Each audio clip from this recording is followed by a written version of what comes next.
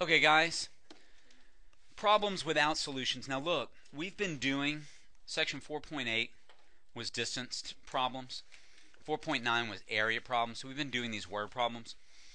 Sometimes problems won't have solutions. Okay? And then I've put on here the three situations where you won't get a solution. The first one is you don't have enough information. You may not have the information that you need to solve the problem. And this first example that we're going to do is going to be an example of not enough information. Number two, you may be given facts that lead to an unrealistic result.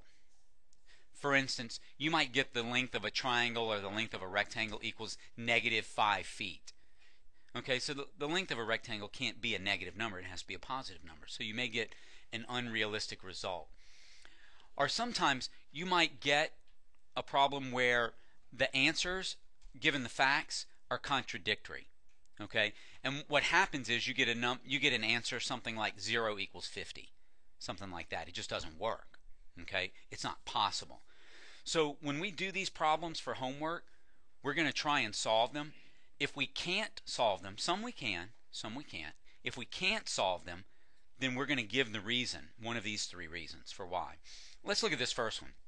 It says, for the first 2 hours of her trip, Jenny Chang drove at her normal speed, but then road repairs forced her to drive 10 miles per hour slower than her normal speed. Still, she made the trip in 3 hours. Find her normal speed. Now, think about this. This trip is broken into two parts, right? Her normal speed and then 10 miles per hour slower. So I'm going to add the distances together. These distances aren't necessarily equal, so I can't set them equal to each other.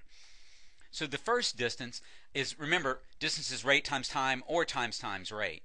And the first, I'm just going to say it's 2 hours times her rate. That's the amount that she traveled in the first part of her trip.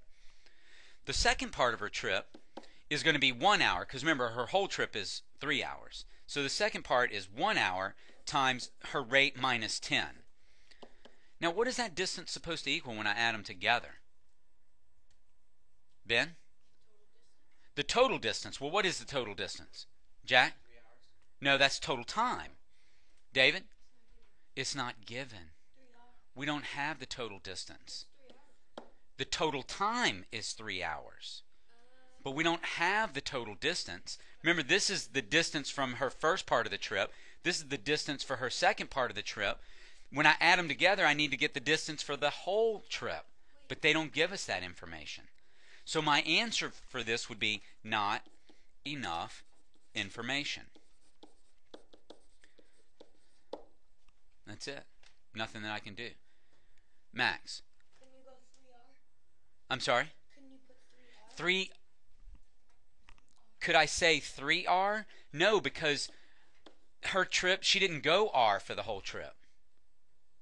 You go 2x. No, I've already done that, right? I've already separated it into her different speeds. Yeah. I need a distance. I need a number that says this is like 200 miles or 150 miles or something like that. Okay? Not enough information. I need that total distance. All right.